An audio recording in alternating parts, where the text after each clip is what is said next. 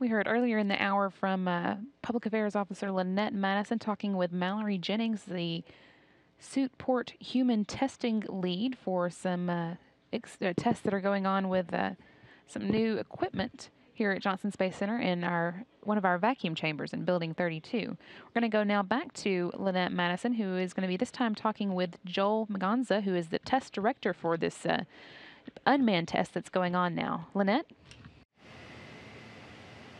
Thank you, Brandy. We are back here in Building 32 in the control chamber in the control room for Chamber B. And I have here with me Joel Maganza, who is the testing director for this test. And Joel, while we were off camera, Joel actually told me a couple of interesting things, and I wanted him to share this with our audience. So Joel, tell me a little bit about Chamber A. Well, first of all, Chamber A is the world's largest thermal vacuum chamber. We have it here at NASA. We have used it back in the Apollo days, but it hasn't been used often in recent years. What we're doing right now is doing a lot of upgrades to our LN2 system and our pressure systems on it, and we are trying to get that ready to test the James Webb Space Telescope in 2015 and 16. That's pretty exciting to have that kind of a new opportunity here. It is really great to have something like that, something that, like the Hubble, will advance a lot we know about space and take it even further than we already have it now. So tell me about Chamber B. You said that I asked you if there was something interesting about Chamber B other than it's a thermal vac chamber. And you told me two things. One is that it is the only human-rated thermal vacuum chamber in the world. We have other vacuum chambers here at NASA and in other parts of the world where a person can be in a spacesuit or in some kind of suit and be in a vacuum environment, but this is the only one that can simulate the thermal and vacuum properties of space.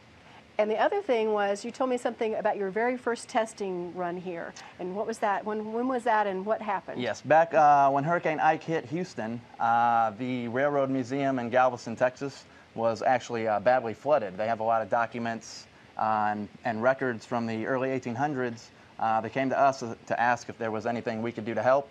And there is actually a process using the vacuum chamber that we were able to dry out a lot of their old documents and still preserve the paper. As usually when paper gets wet, it's pretty ruined. But using the vacuum process, we were able to help salvage a lot of their documents. That's incredible. I had never heard that while I was here, so that's pretty interesting. So tell me about today's testing. We've learned that we're testing a Suitport, but tell me about, I saw over here on one of the computer screens all of this diagrams, and there were words on there like strain gauges. So tell me, what is a strain gauge and what you're testing? Well, anytime we test, what you see in the chamber or what you see visually is just part of the picture. There's a whole underlying iceberg there of all the gauges and data that we're going to be taking. For this test, we're measuring different pressure differentials across the Suitport and the blanking plate. We're also measuring the strain gauges, which kind of tell us how much force is acting on different parts of the blank plate. And what's that going to do is help us when we put a suit in there to let us know what kind of forces are going to be interacting on the frame around that suit and how the delta pressure will take effect. So what is the delta pressure, and what is the pressure variance in that chamber? The delta pressure for this test will be, what the delta pressure is, it's a differential in pressure between between two different things. So right now we are at 14.7 psia, which is the atmospheric pressure of Earth. Mm-hmm. In this chamber, we are going to pump down to about 6.4 psia. So we'll have a difference in pressure of 8.3 pounds per square inch during this test.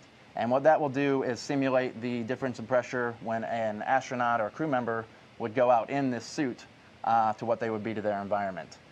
Someday eventually we will pump this down to vacuum and have the suit pressurized at 8.3, much like we do with our training for astronauts in the EMU now.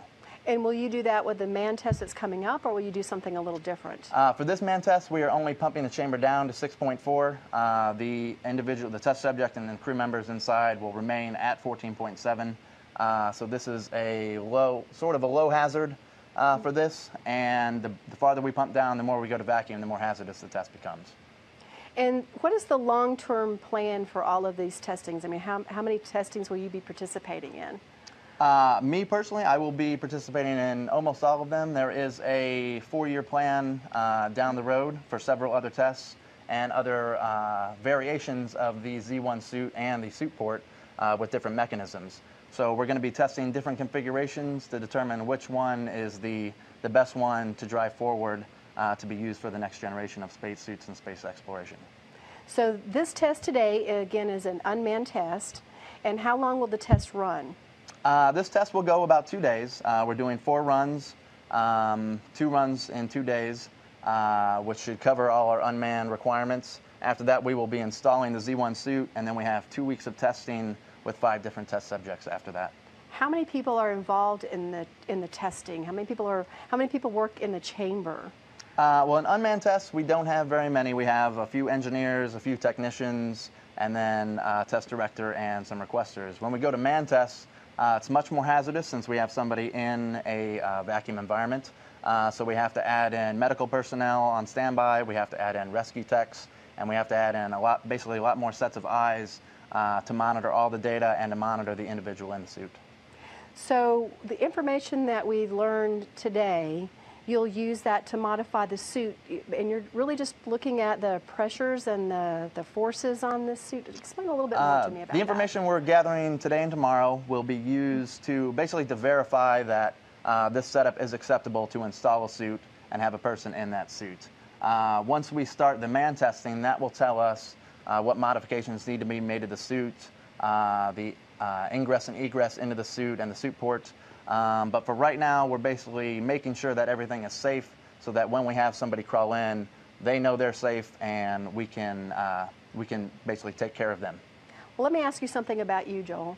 How long have you been a testing director? I've been a test director here for 5 years. I started out as an engineer in this building, working mostly on Chamber A to get ready for the James Webb Space Telescope. And I've been doing 5 years of test directing for unmanned and manned tests here at NASA. And what kind of a degree do you have?